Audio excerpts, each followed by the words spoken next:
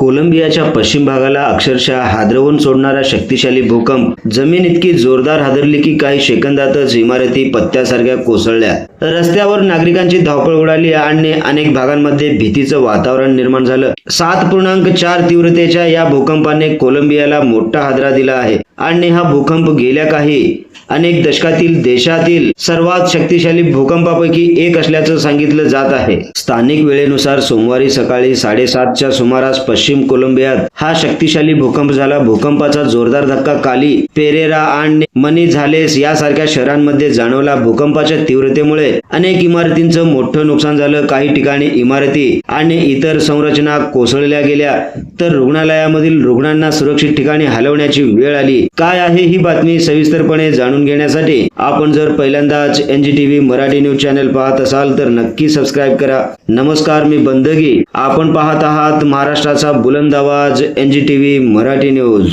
यावेळेस सर्वात मोठी चिंता आहे ती जीवितहानीची. ताज्या माहितीनुसार मृतांचा आकडा 200च्या पुढे गेला आहे तर मोठ्या संख्येने नागरिक जखमी झाले आहेत. मात्र बचाव कार्य अजूनही सुरू असल्यामुळे मृतांचा आकडा वाढण्याची शक्यता व्यक्त केली जात आहे. ढिगाऱ्याखाली अडकलेल्या नागरिकांचा शोध घेण्यासाठी पोलीस, सैनिक, स्वयंसेवक आणि बचाव कार्य पथकाकडून युद्ध पातळीवर मोहिमा राबवल्या जात आहेत. विशेष म्हणजे भूकंपामुळे सर्वाधिक प्रभावित भागांमध्ये रस्ते, इमारती आणि सार्वजनिक ठिकाणी मोठे नुकसान झालेलं आहे.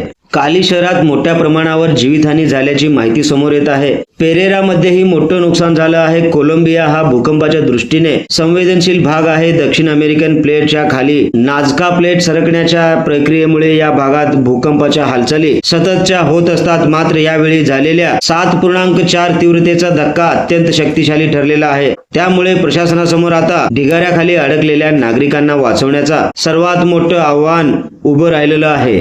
कोलंबियात बचाव कार्य अजूनही युद्ध पातळीवर सुरू आहे. ढिगाऱ्याखाली जीवनाची कोणतीही चिन्ह सापडतात का यासाठी पथकाकडून शोध घेतला जात आहे. भूकंपानंतर निर्माण झालेल्या या संकटात आता वेळेची शर्यत सुरू आहे. कोलंबियाच्या या भीषण भूकंपातील प्रत्येक अपडेटवर NGTV मराठीची करडी नजर राहील. पाहत रहा महाराष्ट्राचा बुलंद आवाज NGTV Marathi news. Bureau chief Nizamshah Shaikh सोबत बंदगी, NGTV मराठी न्यूज, सोलापूर.